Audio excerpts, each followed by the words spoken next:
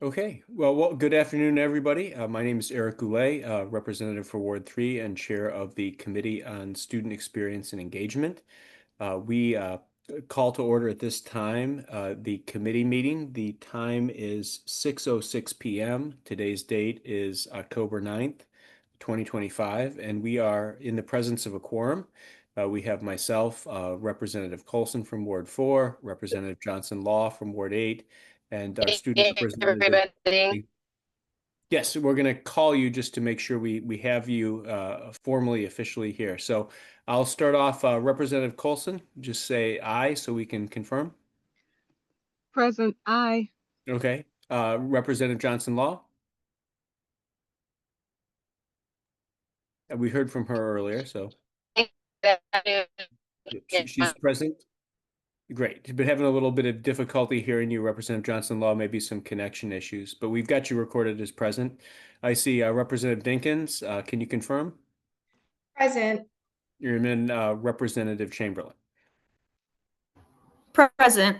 Okay, great. So we have the presence of a quorum with the committee, and we can begin with our agenda then. So the first item on the agenda, we have listed for 45 minutes. We may be able to move quicker than that.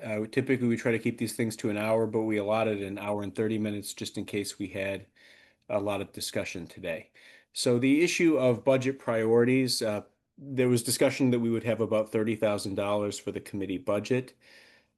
I put one idea out in an email. It was something I talked about also at the retreat briefly, and that would be the idea of trying to partner with the student advisory committee, have a joint committee student town hall.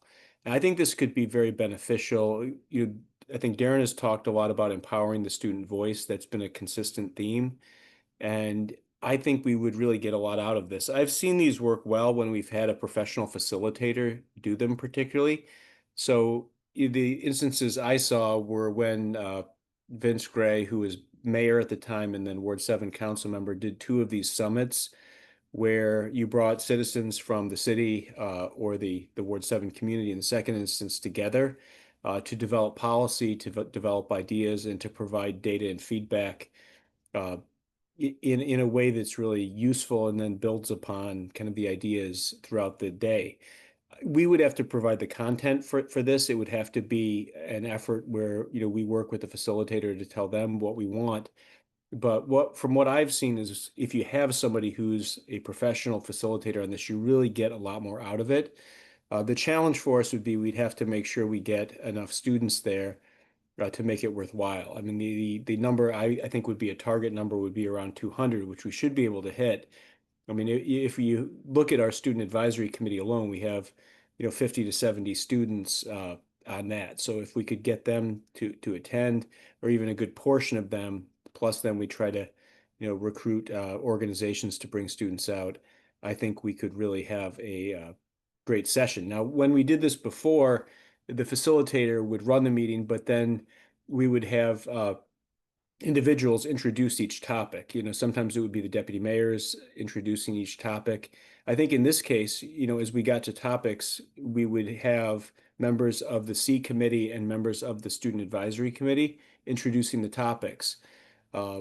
Just to kind of get before the group and to talk about areas that they were interested in. So that's one idea I had for this. I don't know what the budget is. I do know the group that we worked with, Public Engagement Associates, was fantastic. I know the gentleman over there who ran it, Steve Brigham. I haven't stayed in touch with him since the last one of these, which was probably 8 years ago, but it appears they're still doing this. And it might be worth reaching out just to talk to them, but I wanted to see what other priorities people had, whether they be research, whether they be community activities or outreach, uh, for how we might be able to use these resources effectively. So I'll put that out there as one idea and open the floor at this time for anyone who wants to discuss alternative proposals or to discuss this. So just go right ahead and speak. Take yourself off mute when you're ready.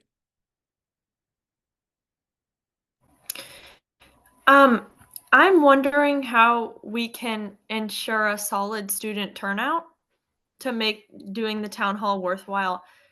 Um, I know that our listening session last night, I thought it was effective in the students that turned up, but I do wish more students would have turned up. So how do we think we can ensure a better student turnout for a town hall? I think that's the $1 million question on this, because we don't want to spend a lot of resources on something and then have minimal turnout for it. And I was pleased with the discussion that we did have, kind of with our first listening session, office hours. But at the same time, we had about 18 students sign up and only got 3 that attended it. So that's a challenge. I mean, maybe if we hold it live, that would be helpful. And if we partner with groups that could bring students out, that would be helpful as well. Uh, but I see a couple hands up. I don't know the answer to that question, but I think it is the right question to be asking because we don't want to put all this into it and then have 20 youth there. I see Representative Colson, Representative Johnson Law. You have your hands up.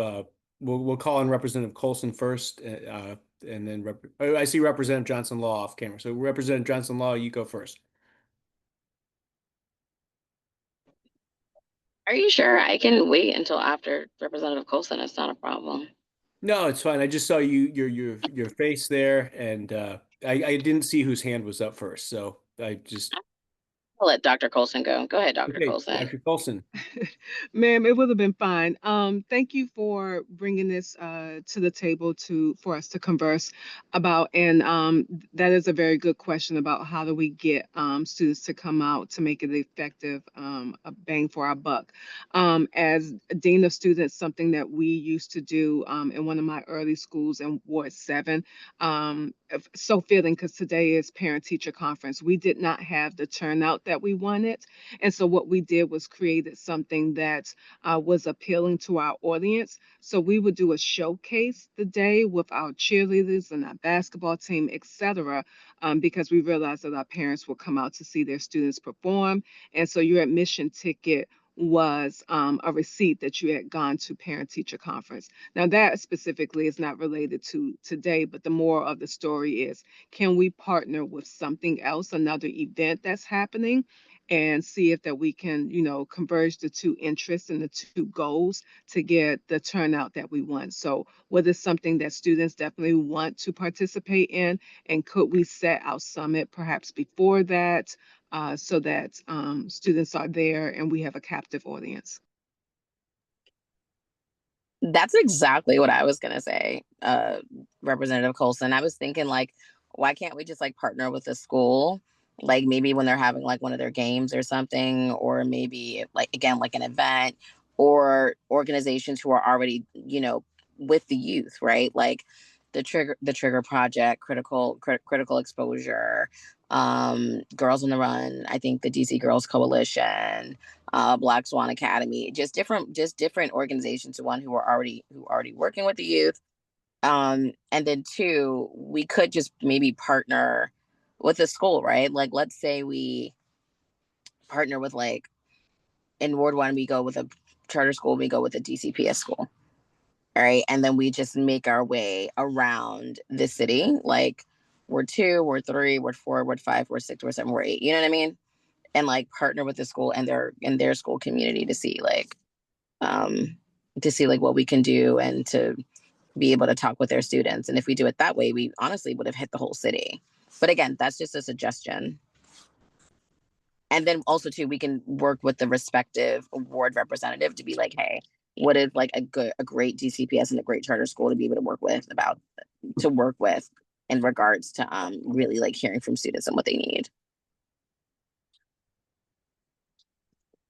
I see Representative Chamberlain, you have your hand up now. Oh, May I speak? please go right ahead. Okay, thank you. An idea just came to mind. Is a little rude to leverage, but because students still need 100 service hours, is there a way we can offer community service for students speaking at a town hall or summit that we host?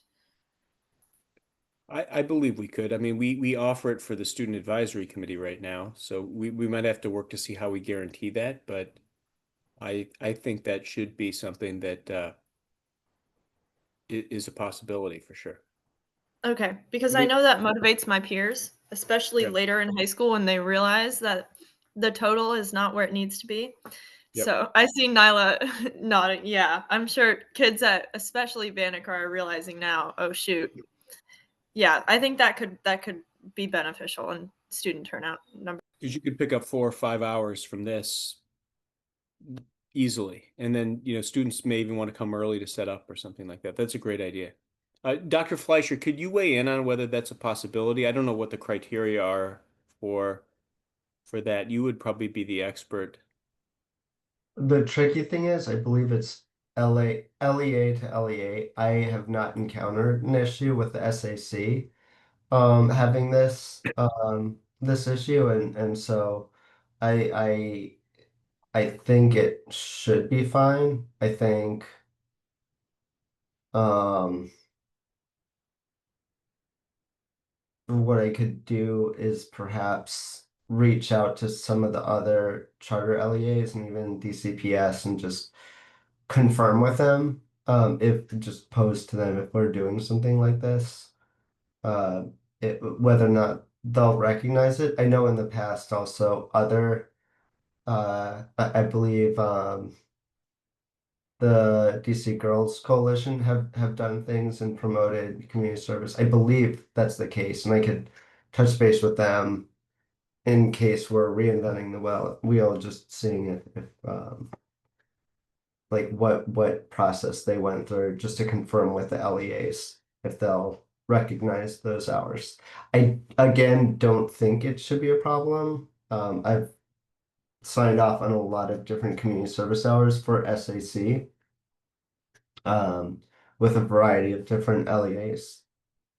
I hope that answers your question.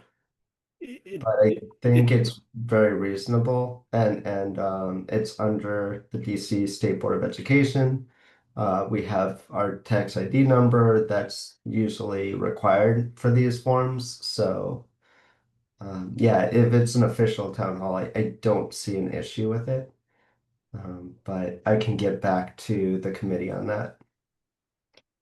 Yeah, Representative Johnson Law, I like your idea as well, and I think that could be something we do also, which is going to individual schools. I mean, I think the challenge there is, just from my perspective, we're going to have something facilitated. We're not going to be able to afford that at 8 different sites. And the hope I had, and maybe it's an unrealistic one, would be that would be able to seat youth from different parts of the city together at a table together. I mean, that was what was so valuable I saw with some of the uh, summits where you had people coming from across the whole city or across the whole ward. Is you would deliberately get their addresses and seat people, with different addresses, different parts of the city with each other to come up with solutions. Try to example if we had students, some from charters, some from DCPS, mix them together at the table. So have assigned seating in a way where you're with people who you wouldn't traditionally maybe associate with. And I felt like that was really helpful uh, with this. But I think we will need help from organizations. I think, as you mentioned, but a couple members mentioned to help us bring students out because it's going to be hard to do this by ourselves. So I'm not averse to doing what you're recommending, Representative Johnson Law. I'm just in terms of being able to maintain momentum for 8 of these, that would be a pretty heavy lift, both in terms of cost. But I'm fine with going to schools and speaking directly with students if you think that's what we should do. I just don't know if we'll have the budget to do that in the same level of a facilitated discussion.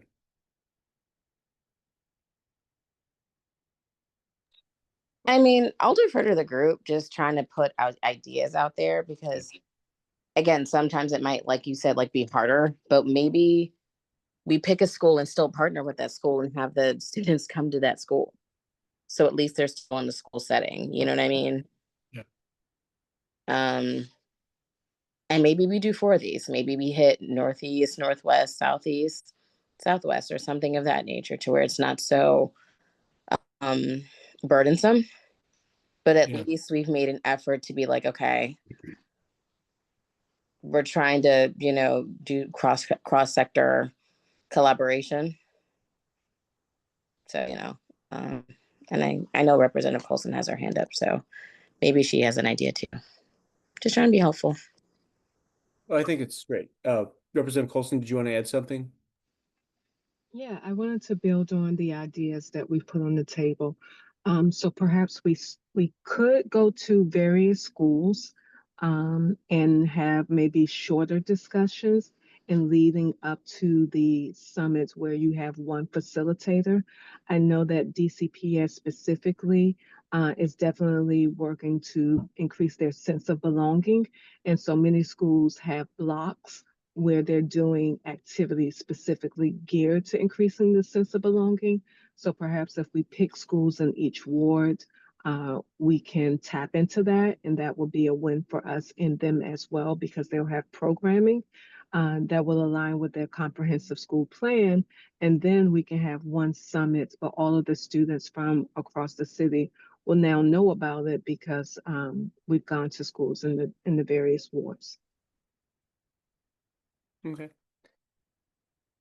That sounds good to me. And I think the timing of this, what would everybody be tentatively looking at for timing?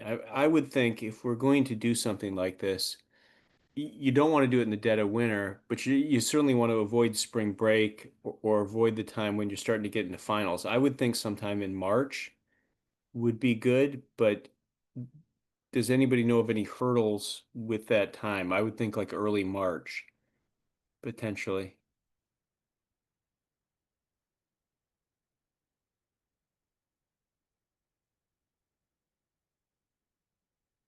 I mean, just an idea for a timeline. So, uh, anything else on this idea? I mean, this was the what I came up with. I mean, I thought this would be I mean, we can have people do polling and research, but I think speaking directly to students, particularly when we're talking a lot about empowering student voice, would be helpful. And that way, since I saw this on SAC's list of priorities too, being able to pool resources from this committee with SAC to be able to really do something that uh, would be effective and useful for both committees, I thought would be good. So, are there any other ideas though on budget other than this? Like, because this is just one idea, and other people may have different thoughts on research, outreach activities that we could use the funds for the committee.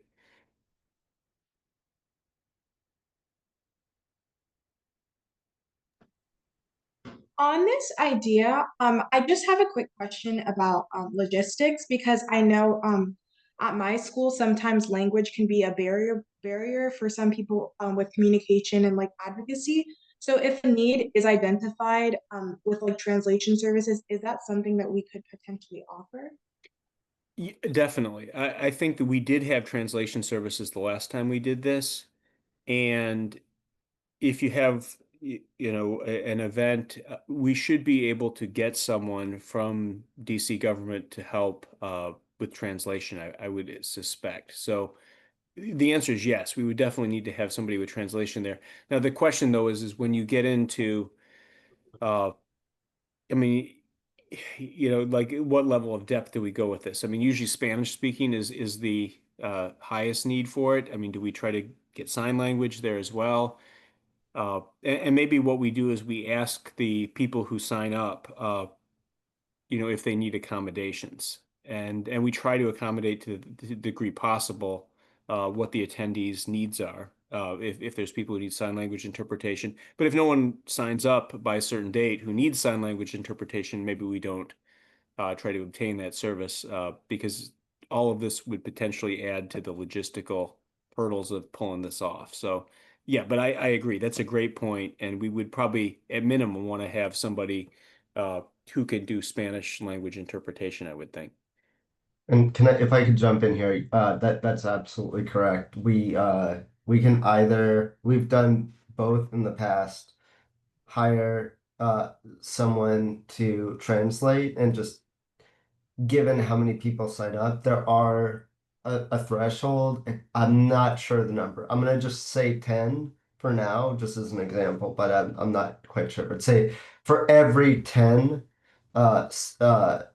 participants who require a Spanish translator, you would need one. So if we have 20 sign up, we would be paying for two. And so that does factor into the costs.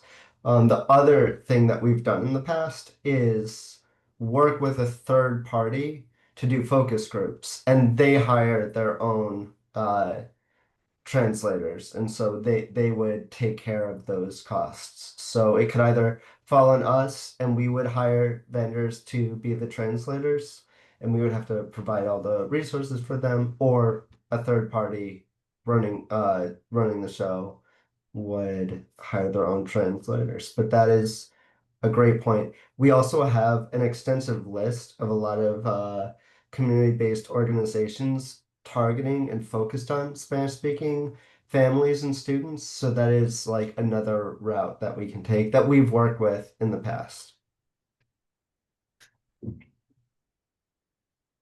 But I know like like there are other, of course, other languages as well in the city. And so just making sure we have all of that in the planning for this. I also added in the chat the other items, the like strategic priorities and just some of the items from the retreat, but just thinking through how this discussion is also aligned with the priorities of the committee as well. The other thing that might be important is typically weekends are the best time to do something of this magnitude. Uh, would we want to work around sports schedules and things like that to a degree possible? Because certain times of the year you have more sports competitions than others, where you'll have students who just can't participate because they have a game on Saturday. So I don't know. I'm just throwing that out there as something that I can check on, but it's just something to keep in mind.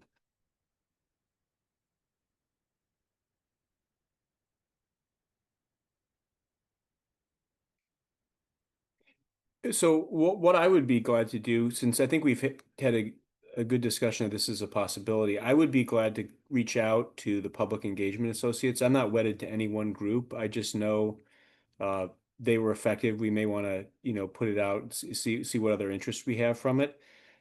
But just to at least get a quote, because I don't know the range of what this would cost from them. I just don't recall it, even though I did participate in this last time. So I would seek to ask them what kind of what the cost would be. If it's something astronomical, then we can look at alternatives of trying to how we would facilitate it. But I think that it really adds, like if you have, the way they did it was they had electronic voting. So like they would vote on topics and then they'd appear on a screen. So the students could vote in real time. It would show you the breakout of the answers, and then people would go to small group discussions and build upon it. And it came up with some really interesting ideas. And we would create though a lot of the content ahead of time, so the facilitator would know what questions to ask, and then they'd share the questions with us ahead of time uh, to see if we thought that was the right way to go with it. So see, Dr. Fleischer, you got your hand up. Yeah, just very quickly on that. I feel like that would more fall on the staff to do the outreach because there is actually procedures in reaching out when it comes to vendors, when it comes to asking pricing, things like Okay. that. I think instead what I could recommend is just if you have a vendor in mind, let us know and just like a Yeah. quick description of the questions you might have for them. I'll And I connect could you to work the with person. exactly, I could work with the admin team to work with that just to make sure because it's not just hiring a vendor. There has to be like a bidding process, things like Yeah. that, making it as fair as possible. And so we can do outreach and ask questions, but the admin team is specialized for that. Yeah, that sounds great. And I'll connect you to the person. I mean, one thing I wanted to do was just try to find out whether this was even something that was feasible. Because, like, if it comes back at $80,000 or something, then we're just wasting our time probably on it. So, I'll connect you to this vendor, and I'm not wedded to any vendor at all on this. I just recall this one because I remember the process they use, but I'm certain there's other vendors that do an equally good job on this. So whoever is selected through a competitive process is fine with me. Yeah, and if anything else, we could just provide a scope Yeah, to see, like, gauge like the costs, but again, making sure that it's fair for all vendors in the bidding process. great. Okay. Anything else on this topic area that anybody wants to add right now before we move on to the next topic area? Okay, I'm not hearing anything else, so we'll follow up then, Dr. Fleischer, in the aftermath of this, so we can get that document ready for the working session. Okay, the listening session debrief is the next item on the agenda. Did you want to do this, or should I, Dr. Fleischer? You want me to lead this Oh, discussion? go ahead. Yeah. Okay, so we had our first student listening session, and I think we just Representative Chamberlain and I discussed this a bit earlier. It was a success, I think, in terms of content. We had 3 students who came in with very interesting issues that they were talking about. One was discussing how clubs had become less accessible because of this national policy to require administrative fees for signing up. So, and this was specifically at basis. So we're going to check on that issue because having clubs be less accessible to students is going the wrong direction for universal out of school time opportunities. So we'll check on that issue. The other issue that was discussed from a student was the use of personal devices. They had a school that didn't have enough electronic devices, enough laptops, so the students had to basically take turns using them. And was it Ron Brown that the school was? I'm blanking, Ron Brown. And there's an exception in the law, although it's a bit awkward, that would seem to allow students to bring in personal devices if there's an academic need for them, which clearly there is if they don't have enough devices. So I think pursuing that issue was one thing that was discussed. And then lastly, we had a student come in, who is trying to balance, a challenging course load with, having an IP, but then also facing numerous challenges with family stability outside of the academic setting. So it was a great discussion with those students. We had a number of students sign up, uh, but only 3 actually showed up to the thing, which was still useful for the kind of the first run of this. It was almost like an office hours more than it was like a hearing, which was interesting. I think it was a good in-depth discussion with each of the students, but I think it does show us that if we want to do a town hall, we would need to really make sure we have commitments to get students there. Otherwise, we could have a situation where we put a lot of money out and then nobody shows up to our party, which would not be useful. And I think we face several challenges as the State Board of Ed. I mean, one, we were doing it virtually in this case, so that's sometimes an impediment if it's virtual.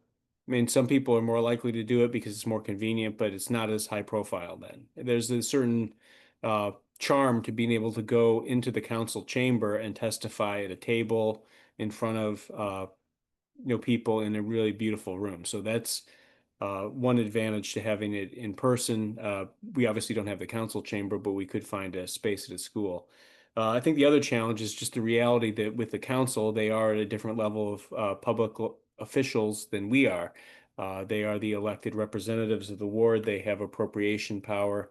And I think you're more likely to get organizations uh, trying to get a number of students to come and show up and testify before council, just because it's more high profile and it boosts their profile. And there's nothing against us. I'm not trying to denigrate the work of the board or our status, but I mean, there's a reality that the council, particularly around budget season, is a more attractive place to come testify. So I think those are challenges that we've got to grapple with. But I would love to do this again. Maybe even if it's just like an office hours that we do once a quarter, I think it has value. But I would like to try to grow it from there and then try to address how we try to improve attendance, because I think it'll be more useful if we can get more students to take advantage of it. So that's my debrief. Representative Chamberlain, you were there, and then also Representative Dinkins. Did either of you want to add anything to that synopsis?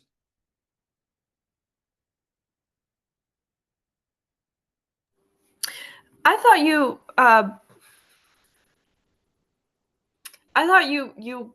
reviewed it pretty well. Thinking if I have anything else to add.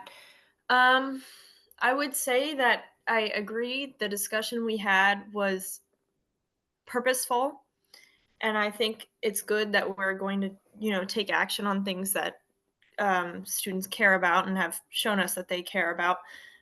I do wish that there was a way that in the future we could get more students to come. And I know this is something that I keep coming back to, but um, it was unfortunate to see what would be such a great opportunity for students to come and directly talk to people who might be able to make change for them, and have that opportunity not be as widespread as I wish it was. So that would be my input for the future. But overall, I think that we had good, meaningful discussion. And um, I'm just wondering how we're going to talk to BASIS on that issue, because BASIS is a national organization. So I'm thinking we have less control over that. I agree. I think we can try to address it because it's sad that they're making it harder for kids to participate. But maybe there's a way to try to. It seems like the local school actually fought back on it for as long as they could, but there was pressure nationally. So maybe there's a way that we can work around it still, because it seems like the school recognizes the need to try to make clubs accessible, and that's good to see. And I agree with everything you just said there. I think I took away from it a positive because we had such good discussions. And I think the catch-22 is, for me is, we go to the SAC meetings, which are wonderfully attended. And sometimes, unfortunately, we don't have time to answer enough questions from the students because we just run out of time. We hit the end of the meeting time.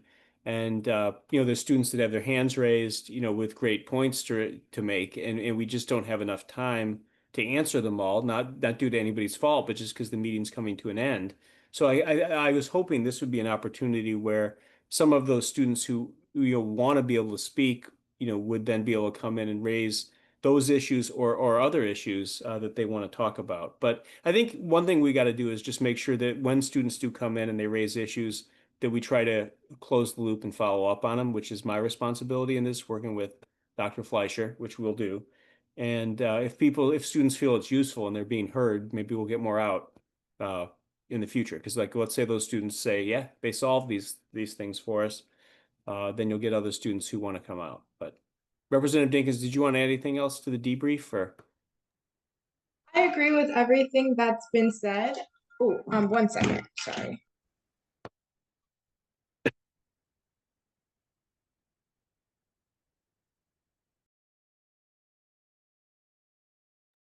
Sorry, I was getting computer feedback. So I agree with everything that's been said. I think it was a really good start, and I think that moving forward, now we know how to like implement and try and like engage an audience. I do think that like a really important conversation that we had was surrounding IEP implementations in schools and what that will look like with partnerships like dual enrollment, and how to make sure that students who have IEPs are being like their needs are being identified in the schools. And I think we also said we would try and work more around that. And I think that was a really important conversation that we got out of that listening.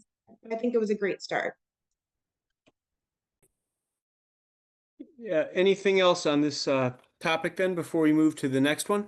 We're making good time here. I think we'll be done before our hour and a half, well before that. So anything else on this topic before we move to the October panel update? One other quick thing is just that menu of options and the priorities of the committee. One of the menu of options was school visits, like going to schools and talking to students, especially like elementary, middle, and even high school students, but going to those students and getting a sense of who we want to talk to and how widespread or distributed it is. But that is an option for this committee Great. following this first one. Yeah. I mean, I'm trying to be, I think it's great to go where students are, but I'm also trying to be realistic about like our capacity and staff capacity to like to do 8 listening sessions or at least even 4 plus then a big one. I mean, it requires a lot of work. I mean, we're all working jobs. I know we attend a lot of meetings, but I don't want to like overburden things and then have them not be successful because we try to bite off too much. But it's a balance. All right, well, let's move on to the October panel update. And this is, I think you've done a lot of good work to get a cross section of opinions on this topic. Dr. Fleischer, did you want to present on this? Yes, I'm just pulling up just a quick update on that. So we have 5 confirmed panelists. Um, One is from a research senior manager at EdTrust. Another is an assistant professor of education and psychology at Texas A&M. We have a director of legal services at Valair, the director of Restorative DC, and an education justice attorney at Advocates for Justice and Education, or AJE. And so each of those, we have researchers, we have folks who are local who do work in the city. And so it will be a robust, well-rounded panel of experts who could speak to again, the victim side of restorative justice and what schools need, what it looks like when a student or an educator experiences something like harassment, bullying. I also mentioned in my phone calls and discussions with a lot of the folks that I reached out to is the board's interest in cyberbullying, which is like a future topic that will come up, as well as just extreme cases like violence and what that means, and and how that might look in terms of the state boards making recommendations for things like agencies funding or even updating 25. So it looks like it will be a great panel. And so just thinking through not just the those folks, but also what comes next after that. There were a lot of panelists that I reached out who were not available.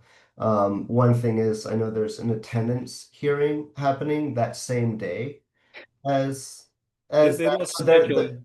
Yeah, they love they'll scheduling things opposite our meetings for some reason, don't they? there's that. There's also like a National Bullying Month, or month going on. Someone at OHR, they're doing a lot of work around that. So while there were a lot of panelists that could really speak to this topic as well, they said that they're very open to following up with us, either as like guest speakers, participating in a roundtable. But there's still a lot of experts that we can reach out to and touch base with as we continue this work. But that is my update for this panel. And if you have any questions, I'm happy to answer them. I don't have a question. I just want to thank you for your efforts on trying to get a good, balanced, thoughtful group of people together. I think what, you know, and I know you've done this, but it would be the goal is that people don't need to feel they need to come in and defend like the current structure or view this as like all or nothing. Like that's not how I view it, is I think there are really good uses of restorative practices to get youth talking to each other. Uh, you know, but the feedback, you know, we get sometimes as board members is when there's concerns. So not about things that are working, but things that aren't working. And the concern I hear from parents is, and it's not just parents in Ward 3, but across the city on this when I've gone to other events, is that, you know, they're kind of pushing kids into this program that have trouble saying no to a school administrator because it's an adult telling them to do something or asking them, but not really to participate in this. And it's awkward that the bully's not taking it seriously and that it just makes things worse. And I mean, I would really love this program to be focused on like like resolving issues where the power dynamics on the same level instead of these issues where bullying uh I mean, if a student wants to participate, I feel that's good. But I mean, the way I would like to go on this is something if it's an issue of bullying or something similar, that they've got to get permission from the parent for the student to participate. So it's not the student feeling pressure to do this, but the school's actually got to get the permission of the parent because I don't. The feedback I've gotten has been overwhelmingly negative about this program, and I know that's not reflective probably of the universe of the program because you have people raising concerns when there's an issue, but like I don't think this is the right way to do this. It's not the responsibility of the victim to understand what the bully is going through that's making them bully the person, and it's got to stop. And I don't think that DCPS is really, taken that to heart yet. So. In my discussions with them, and this kind of goes back because we have had panels in the past on restorative justice and discussions about it, and it does come down a lot to the proper implementation of restorative justice. But in extreme cases, for example, like victim transfers, which is something that Dr. Colson brought up in the past, in my discussions with the panelists, is kind of walking us through what does that look like? What does it look like for a school to exhaust all of its options before even getting to victim transfers? And what do schools need? What do school psychologists need? What does it look like? And what recommendations could the state board make? Or what's happening nationally around that? There are bright spots in the city that might also be able to answer those questions, that might be able to also give best practices to other schools. Yeah, I mean, for me on it, just to react to that, I mean, what got me interested in this was it when I believe it was the Ombudsman's office gave their report in their recommendation in their annual report is that they had to expand the victim transfers because there was just nothing they could do to stop the bullying in some of these cases, and that to me is absurd. I mean, you need to look at progressive discipline that increases with suspensions and expulsions. Like if a student simply will not stop tormenting their peers after having multiple meetings, after having multiple feedback. It's at a certain point, it's time for consequences that are serious because that's completely inappropriate behavior and it needs to be addressed. And like schools just being forced to throw up their hands, whether because of a formal or informal policy on this, I mean, and leaving it to a victim to have the only option be they have to leave their school. I mean, it's simply absurd. And I'm not saying that this in any way negative to you, Dr. Fleischer, but I mean, I was taken aback by that recommendation. I mean, certainly if a student feels the need to transfer because the situation's become so untenable, that's something to look at. But like the way the ombudsman presented it was like almost like there's nothing we can do to stop the bullying, so we need to expand these transfers. And that's backwards to me. But Mhm. that's one Well, person's take on it. in my discussions, a lot of it is just preventative, making sure that there are no victims in the first place. Like what's happening to prevent those situations, as well as just kind of diving a little bit deeper into like federal requirements, manifestation, determination reviews. One of our panelists is like did research in this area and can answer those. So you bring those questions to the panel, I think that'd be very helpful. I have to go off mute and video for. Okay, and I see Representative Johnson Law has her hand up. So Representative Johnson Law, do you want to talk on this topic? Thanks, Representative Goulet. Um, I guess just like a quick clarifying question. Like, is there data um where it's like disaggregated to see like how many students with disabilities are either being bullied or may even be bullying? Because I'm just thinking about like I know sometimes when there are discipline issues, it's when a child has an IEP, it's a complicated process because like you're involved, it's like an IDEA thing. There's some things in the DCMR. and there are certain processes that you have to go through. And so I'm just trying to figure out like what's the percentage? Like let's say, I don't know like the percentage. Do we know like the total percentage of how many kids are bullied? Maybe like in a school year. Does anybody even have that information? I mean, hopefully Aussie would be keeping those stats, but Okay, I'm not let's sure. do an example. Let's say I'm just making this number up. Let's say I'll use the chronic absenteeism number, which is I think was like 40% or something like that. So let's say like there's like out of all of our schools we have a 40% bullying rate, or maybe like not so much bullying, maybe like of discipline. Like out of 40% of our kids are dealing with disciplinary actions in all of our schools. I wonder how many kids out of that 40%, again, this is an example, it's not a fact, how many kids out of the 40% have disabilities? And if there is, you know what I mean? Like if it is it half, is it small? Like where is it and what is it? And if it's higher, I'm wondering if there's some type of correlation there to where like we again as a system have to do a better job with not just like special education, but I think the culture of our schools and of us as a city when it comes to students with disabilities. Because there could be an issue of, well, I keep getting made fun of, so now I'm just going to be the bully to protect myself. It could be an issue of, okay, like I'm just the victim and I just don't want to be bothered anymore. It could be a case of a child is not even diagnosed. And I see Representative Colson, she said she's the bullying point of contact at her school. And we have to submit a report each year. So yes, that data is collected. Thank you, Representative Colson. And so I'm just wondering again, the percentage, like what is the percentage? And is there a correlation there? And if it is, then again, we have to do a better job because that could be maybe one of the major contributing factors, which is one of the reasons why I believe that they put SAFASA, the Student Fair Access School Amendment Act.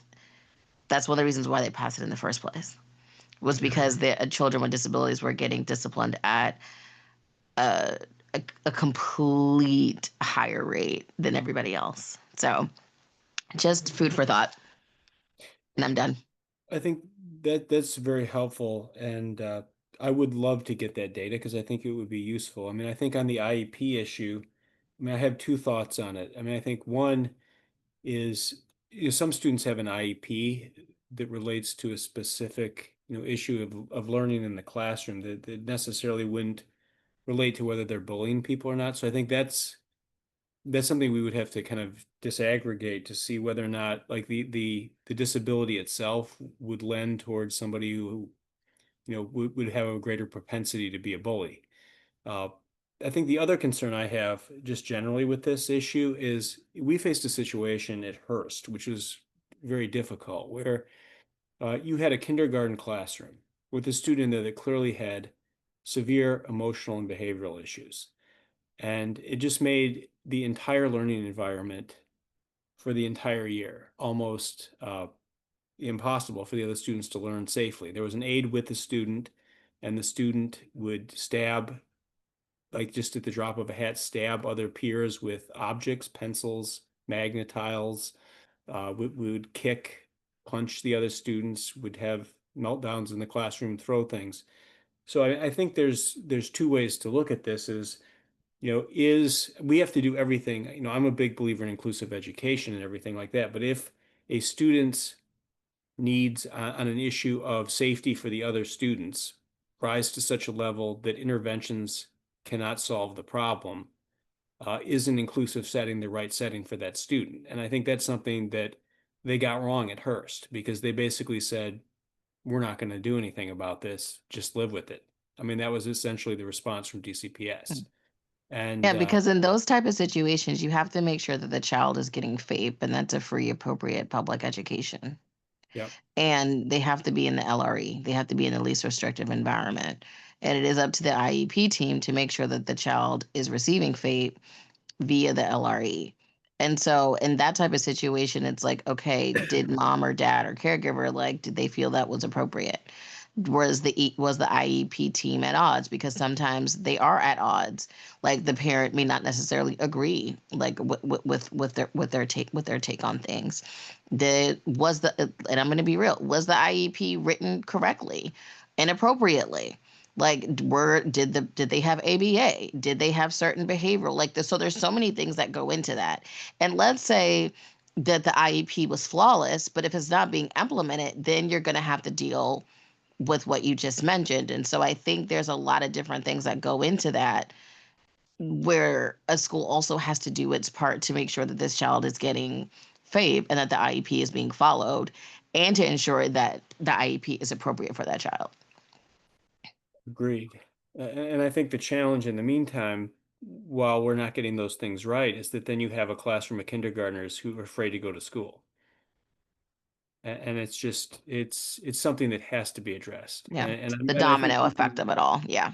and we can address it to the degree possible through this. But I mean, I think we have the right group of people to find the correct balance on this. So Mhm. I think we will. Anyone else want to comment on this issue before we move on?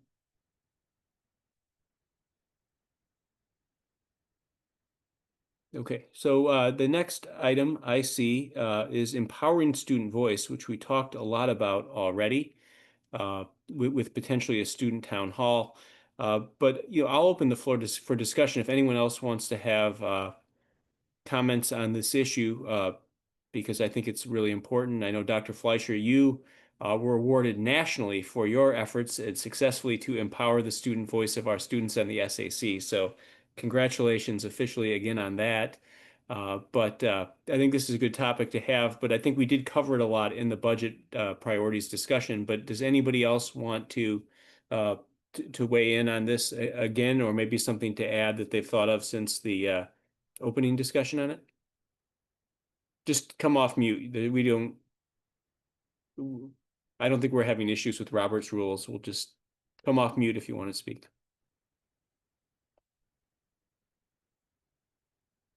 Okay, so not seeing any further discussion on this.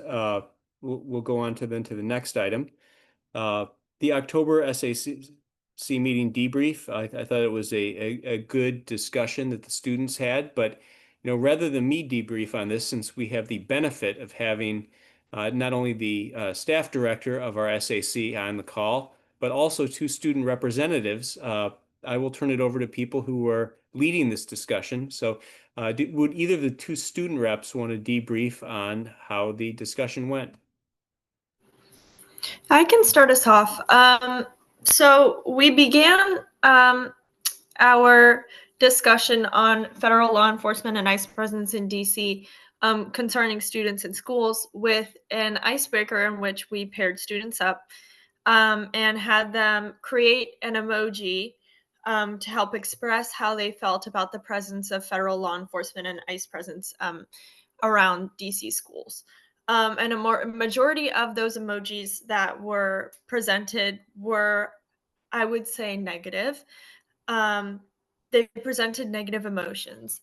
We had a number of students share out and say that they felt upset, concerned, or even less safe with ICE there.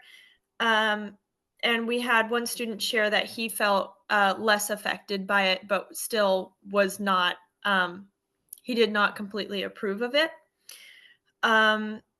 And overall, I would just say that the reactions were pretty overwhelmingly negative from students about their experiences around federal law enforcement and ICE. And then to follow, we also introduced topics, and we had the students identify what topics they had interest in. And a lot said college and career readiness and mentioned financial literacy courses, or they mentioned student experiences like bullying. So it was interesting to see how, like, even though the issues varied, a lot of people were centered around similar topics. Thank you. I think it was a good discussion, and it's not surprising to see the reactions. I mean, when you have masked agents, in the city that aren't really there for the safety of our students, they're there for federal issues, and it's disheartening because it was clearly upsetting to a lot of students there, and I think it's eroding trust. I mean, the way to build relationships and make students feel safer is to build trust. I mean, and that when you have people doing things like that, I think it really erodes a lot of trust. And did you get any sense, either of you, how much of the concern was ICE versus the National Guard presence in the city? I felt like most of the discussion was directed at ICE, and the National Guard presence was less of an issue. But there was one student who mentioned the National Guard maybe doing curfew enforcement, and I was trying to recall exactly what was said on that. I think a majority of the concern was based around ICE and Homeland Security. I believe that most of the students who presented more negative emojis did specify that ICE was a main cause of their concerns. I know even at like Bancroft Elementary School, there have been a couple parents that have been detained by ICE already this time in the school year. Um, but I think less was said about the National Guard. I think generally, as a public school student in DC, I can say that a lot of my peers see them as less of a threat than ICE or Homeland Security forces, and more of an unnecessary presence. And I think that was reflected in the discussion at the SAC this week. Yeah, I'm still trying to figure out exactly what the National Guard is doing. I mean, I think the it really, I mean, they're not doing a lot of direct law enforcement. I mean, in some ways, they're providing a presence, which, I mean, that can be deterring, but really any government presence can deter crime. And we found that even having like a mental health or a vaccination vehicle in a high crime area deterred crime because it's a government presence, and crime disperses when you have anything there. Uh, so I think, yeah, that was kind of my reaction too, is people really felt like the majority of the negative emotions were directed at ICE, and the way uh, they had been conducting themselves, and obviously the risk to our students who may not be documented here in the city. Uh, the one thing I would be interested about from SAC is the idea of what to do with curfews. That is such a controversial topic. I know it got heated at DC Council today on extending curfews and issues like that. And uh, I certainly see both sides to it. So, I mean, getting a youth perspective on this, I think would be very valuable on when do curfews make sense, uh, and then what are the drawbacks to them, and certain groups being profiled more than others.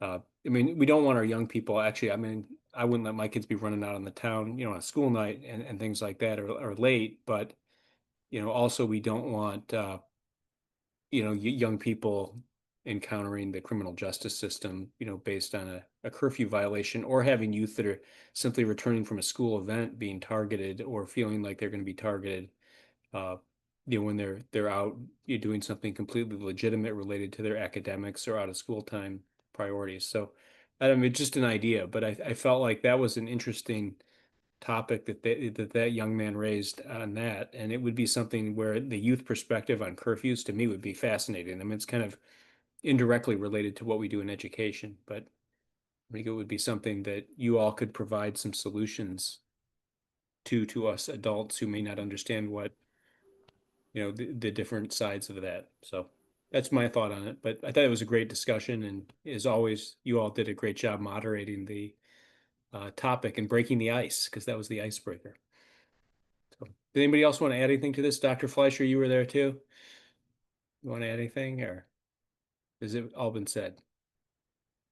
Okay, we'll I move on. think I did want to add one other thing, but I wanted to make sure Representative Dinkins Chamberlain, if you wanted to add anything else to that.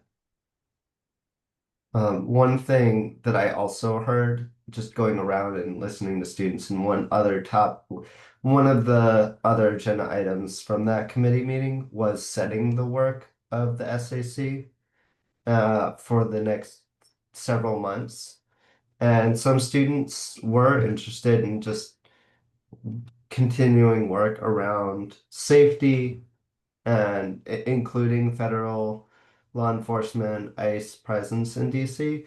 And the question is like, what would the state board do? Like, what can we do? And so just being thinking through that and being creative around that.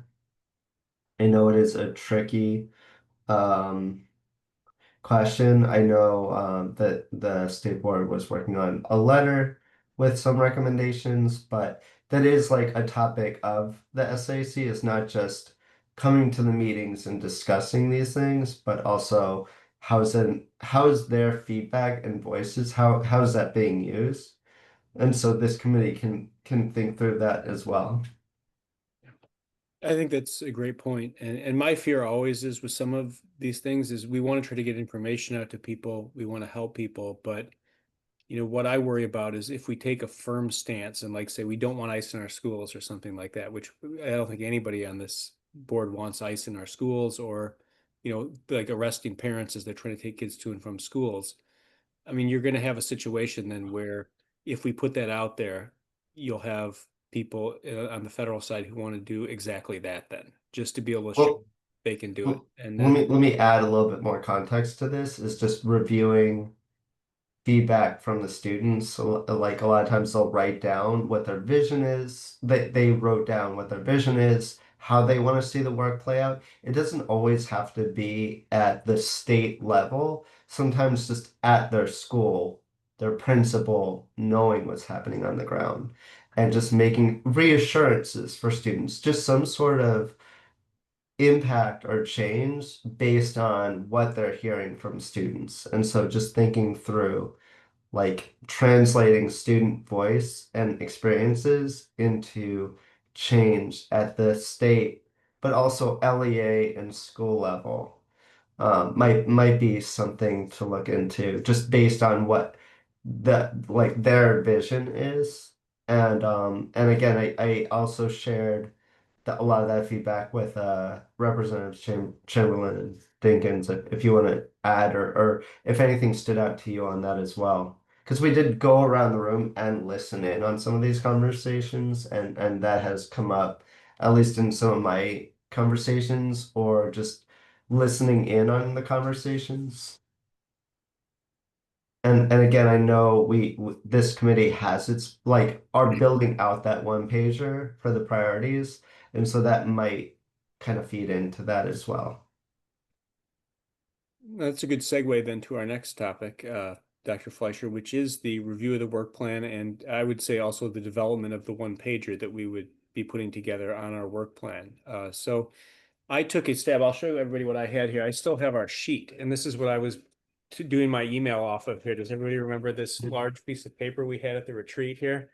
And we wrote all our ideas down on. So I kept that, and then I was able to put that in the email. So I put all the ideas we had specifically related to this committee uh, in the email, with the focus being on the student safety and supports. Admittedly, I don't know if I'm just tired and not feeling creative tonight. I was having trouble coming up with pithy 2 or 3 word descriptions of student safety and supports. So if anybody's got ideas on that, I just put the email out to everybody on the committee. Please, redline it, share your feedback with everybody, and we'll try to address that. But I tried to take the first stab at it there. And I think we need to shine this up by the 15th, you said, and get a one pager that's ready to go for the board. So I tried to put everyone's feedback in there, at least that we heard from the retreat. Representative Dinkins, you may want to add things because you didn't have the benefit of being at the retreat. And then I just listed some of my personal priorities there. I tried to put up ones I'd heard that weren't in the group. Representative Johnson Law, you've always a champion for students with disabilities, so I put that on the list. Representative Best with Civics Week I had on there, and and put that on there. So, and here's a summarized version of it here that we have too. So great. Okay, perfect. So if everybody could look that through, see what I've missed, And then we'll try to get a draft out to everybody of the one pager. And that way we'll put it in, I always use the wrong phrase. Is it SharePoint? Or is it SharePoint or Dropbox? What is the correct phrase, Darren? SharePoint. SharePoint. We'll put it in SharePoint and then people can make the edits directly. But before then, if we've missed anything major that we need to get in the draft document, just send it over to me because I tried to capture what everybody had said at the retreat, but I may have missed things. And then if you have individual priorities that we need to incorporate into the work plan, let's put those in too. Because I listed some of mine that weren't in the list and tried to include ones I knew other members were focused on. And then I added one thing to it from when I put it out, which is continuing the charter school sports effort that we had to try to put an athletic association together. So that was something I put on student supports because it's kind of goes to the out of school time work. But yeah, take a look at it. Let me know. Do you want to bring the work plan up just so we can see that draft of the work plan, Dr. Fleischer, that we have? I know you keep the official record of that.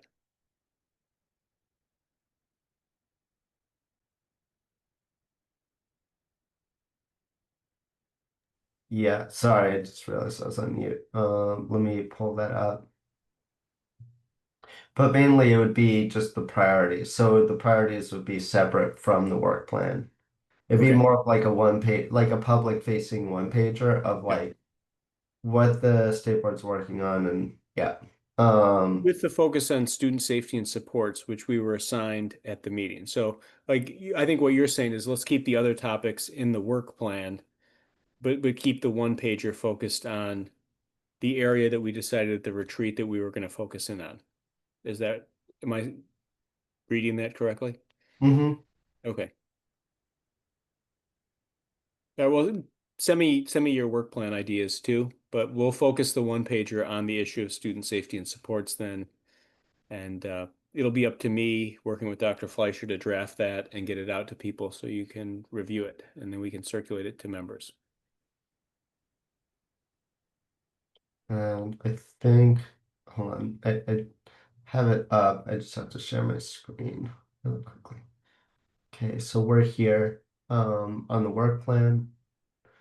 Um, you had uh our first listening session in terms of for priority one, track status of state board recommendations and C related policies. We've done that and just come up with outreach. We still need to do that. Um, to student engagement sessions, so we can begin planning for this listening session. Just given our debrief today and just rethinking, like Representative Chamberlain said, just making sure whatever we do, we have a lot more students involved in that. Not to say that the three students that participated didn't provide really important testimony. But And I just think a like what good this number, looks like, if the budget, if we're using funding for this second listening session, but just thinking that through, and that would be we scheduled that for around February 3rd to 11th. And so if we go down the route of using funds for that, we would definitely need to get started soon on putting out bidding for that because it does take like a month or two just to get funding for that and work with the communications uh, team to get started on that. I mean, my recommendation on that, Dr. Fleischer, would be that if we are going to spend our money, let's try to get it for like an actual student like a student focused town hall or something like that versus like doing a listening session and then a town hall because I mean the turnout was low for this one. So I think an ideal turnout would maybe be 20 students because we could still go in depth to the degree we did before. But like if you had 20 students, you could still actually have that same level of detail, but make it useful for more youth. And I don't know that we want to, until we find that our numbers are up for those listening sessions, to put any of the committee's money towards that. But that's just one take on it. I mean, if we're going to do something, I'd rather do with SAC, like a town hall that we really put like a huge turnout effort into, versus trying to do a listening session that we put some turnout effort into and then have to turn it back around again and then do one a month later. But Yeah. I'm just trying to like be realistic about what we can get for a crowd. And then just the other items, vote on special education, transition and rehabilitation. I think this is moved or at least moved back. I don't want to speak for, I believe Representative Johnson Law recommended this as one of the priorities. And then vote on charter school sports resolution. I believe in our last meeting, you did want to do a follow-up with the schools and relevant agencies after the vote passed that resolution on charter school sport funding PCSAA and what that means. Because we need to at least get one of those positions funded this year. I mean, I think their goal ultimately was two positions Mhm. funded to, and then maybe some funding for awards. And then like the biggest issue sounded like also venue sites too. Is like the inability for charter schools to access even venues to hold athletic contests was another big issue. So I think we do a follow up on this one. And I think for this to be meaningful, we have to get that one staff position in the budget this year to Yeah. at least get it started. I know, I believe this is still ongoing. I Yeah. could put in It's definitely progress not on here. done. I didn't mean to put complete on here. Um, for the follow-up on the And then I owe you that letter back on the school nurses, which I still mhm. haven't gotten to yet. So I need you to review that and get that back to you. And then safety and discipline roundtable. We have not done this, but again, we have funds and maybe we could roll this into that. Um, I mean, at this point, if we're going to do the youth town hall, I mean, I think one of the things that could be discussed by the youth is their thoughts on safety and discipline. I just don't know with all the other agencies that are focused on this with bullying prevention, with safety issues, whether this would be duplicative and then again not well attended. So yeah, I'm fine with putting that on the back burner until we figure out if we can get a critical mass of people at it. yeah. So the main foci are the student engagement and using the funds for maybe just updating this safety and discipline roundtable. I understand that the Office of Student Advocate, they're doing focus groups, so maybe just hearing from them, Yeah. since they're doing a lot of that work. There are other organizations in the city that are doing that work. Just having them brief us might be helpful. Yep. And then just discussing like what we do with that information or what the committee does with that information. I mean, I would love to see, which I don't think we have as often. We hear from them at the admin committee, but that's not before the whole board. Is after, like, let's say they do these listening sessions or, on bullying prevention, for example, that then they come back and present to the board what the findings were. Because, the board members probably can't attend all the sessions. So I think it would just be like, I don't feel like, I feel like sometimes they have information on what people said at these things that then we don't. It takes a while for us to hear back on it. So Mhm. that'd be good follow-up. I didn't have anything else on this. Does anybody else want to add anything to get the draft work plan? Or we're clear on, it's up to me and Dr. Fleischer to get you all a one pager that then, you can put comments on. But if you have any major changes to what we put out in the draft that was from the retreat, just send them in beforehand so we can get uh, a draft of the one pager that reflects what everyone's priorities are. So if we've missed anything in that email I sent out from the retreat, please, let me know. Okay. But we said we'd be done by 7:30, and we are well on track to do that unless new business goes over 10 minutes. So we are on our last agenda item then, which is new business. Does anyone have any new business to discuss? There was no resolutions referred to the committee at the working session for action at this meeting. But does anybody want to raise any topics of new business at this time? Okay, does anyone have any announcements they would like to make or anything else before we adjourn then? Okay. Hearing none, speak now or forever. Oh, I see Representative Chamberlain coming off mute. I'd just like to say congratulations to Mr. Fleischer and that we're proud of him Yes, for we his are. award Thank you. because I'm glad he's getting recognized for what he does because it's really incredible. He goes above and beyond, especially for the student rep. Thanks. And I actually would like to, yeah, I appreciate that. Thank you. Um, I have a new business as well, but I want to hold on and just make sure any other members want to share. But thank you. Thank you, Representative Chamberlain.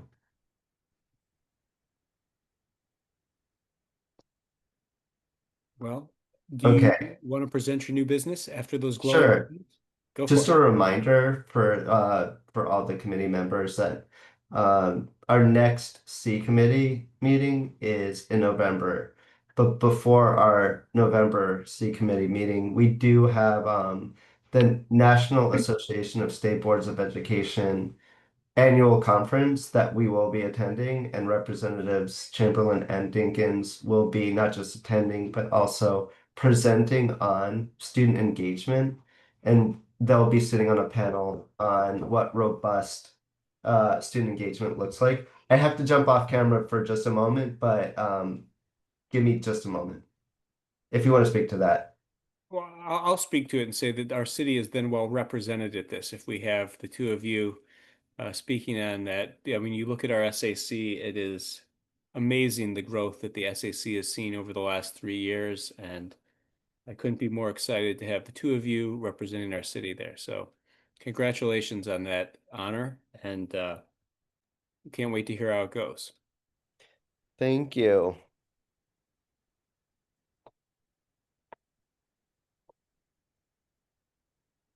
And hopefully we can add that as an agenda item. We'll get a debrief from Representatives Chamberlain and Dinkins on how they did, at the national conference, and then to hear if there was any ideas that they brought back from that we can implement here on empowering student voice. I'd be happy to bring some of that experience. I'm thrilled. I heard about this opportunity first right around when I got sworn in. And I came home and I told my parents, I am going to this conference. Like, I must, please. So I'm thrilled. This is going to be an incredible experience. And I'm really grateful that you all have provided it for the two of us. And I would be thrilled to bring back what I learned there, possibly use it to create more robust student engagement in the SEE committee. Wonderful. Well, this is great. Anything else on any topic, new business announcements? Anybody else? Okay, well, wonderful. Well, we have managed to, as we always do, be on time. We had an hour and a half set, and we have finished in an hour and 24 minutes. So we are ahead of schedule. So that's excellent. Hearing nothing else before the committee, then I'd like to have a motion to adjourn. Don't everybody speak up at once. You don't want to leave. You want to stay here all night. Did anybody make a? Do I get to second that? Well, I didn't even move the motion. I was thought somebody else would Do do it, I but get I'll to move move it. that? I will. You can move it if you want. I was going to let somebody else move the motion to adjourn, but I'll move the motion to adjourn. Would you like to second it, Representative Chamberlain? I would love to second it. Thank you. Okay, wonderful. The motion has been moved and seconded to adjourn, and we'll just take a voice vote on that. All in favor of adjourning at this time, say aye. Aye. Bye. Okay, wonderful. Thank you all for attending tonight. Appreciate it, and thanks for taking time out of your evening to be here with us. Thanks, everybody. Have a good night. Thank Have a great you. night. Have a good long weekend. Thank you. Bye, Bye. Good night. Oh, everyone. yes. All right. Bye, Night, everyone. I'll see you on Wednesday.